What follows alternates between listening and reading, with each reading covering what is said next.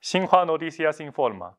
Varias partes del sur de China sufrieron tormentas y ráfagas de viento desde el domingo hasta la mañana de lunes por causa del tifón Plabilun, el cuarto tifón del año, informaron las autoridades meteorológicas locales. Tras tocar tierra en la ciudad de Wanning hacia la 1:30 de lunes, el tifón se adentró en las aguas orientales del Golfo de Beipu hacia las 10.